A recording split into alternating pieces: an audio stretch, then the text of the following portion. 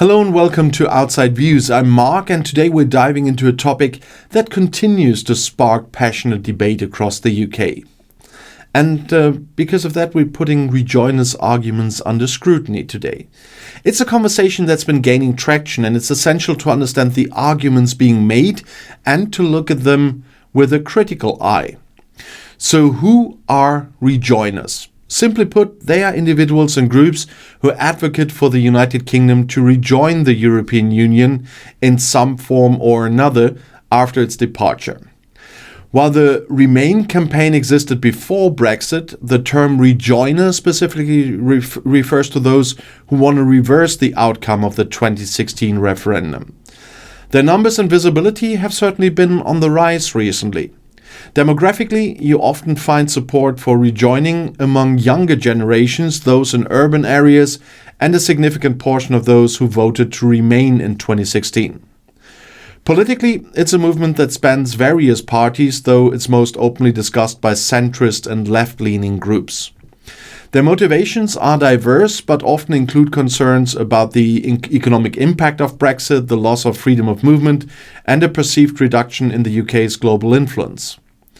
And their relevance now is clear. As the initial post-Brexit transition period has settled and the economic and social realities of leaving the EU have become more apparent, a segment of the population is questioning whether the decision was the right one and if rejoining might be a better path forward. One of the most frequent arguments you'll hear from rejoiners is a feeling that things were better before. And this often taps into nostalgia for the pre-Brexit era, a time when travel was simpler, trade appeared more seamless, and the UK was undeniably part of a larger European bloc. But is this nostalgia entirely accurate? So let's consider some of their common arguments. Economically, many rejoiners point to reports from organizations like the Office for Budget Responsibility, which have estimated a long-term negative impact on UK GDP and trade due to Brexit. They argue that rejoining the EU's single market and customs union would eliminate barriers, boost trade, and attract foreign direct investment, leading to greater economic prosperity.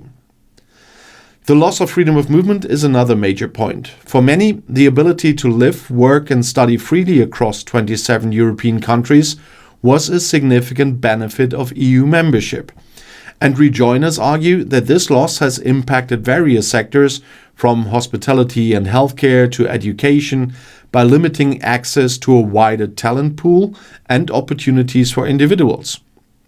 Furthermore, there's the argument about the UK's international influence. Some believe that outside the EU, the UK's voice on the global stage has diminished and that rejoining would restore its leverage and ability to shape international policy as part of a larger, powerful bloc. They also highlight environmental and regulatory standards, suggesting that being part of the EU ensured higher protections and alignment with European initiatives on critical global issues. While it's easy to yearn for the good old days, it's crucial to bring that nostalgia into the light of reality and check everything. The period before 2016 and indeed before the 2008 financial crisis was a time of relative stability and economic growth for many. The benefits of EU membership, such as frictionless trade, access to a vast single market, and the freedom of movement that allowed cultural and professional exchange, were indeed significant positives for many individuals and businesses. However, it's also important to fact-check some of the claims. Was everything perfect? Of course not. The EU itself was and continues to be a complex institution with its own challenges, bureaucratic hurdles, and some democratic deficits that were often cited by Leave campaigners, but much exaggerated, I have to say. Counter-arguments often highlight that the UK, even within the EU, had unique opt-outs and sometimes awkward relationships with Brussels. Romanticizing the past can be a dangerous trap because it can prevent people from honestly assessing the present and planning for the future. While it's vital to acknowledge the challenges post-Brexit, simply wishing for return to a perceived golden age doesn't offer a concrete path forward. It's about understanding what worked, what didn't, and how to learn from those experiences rather than simply reversing course without a clear strategy. So how do we approach this debate with a balanced perspective? It's important to acknowledge that legitimate concerns exist regarding the current state of affairs. You've seen a lot of my videos probably on that.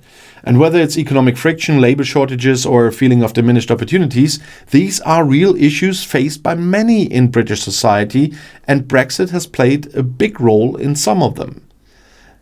The discussion shouldn't be about dismissing these concerns, but about finding thoughtful solutions. Advocating for constructive progress means moving beyond the binary of in or out, because another in is not on the table at the moment, and exploring all possible avenues for the UK to thrive.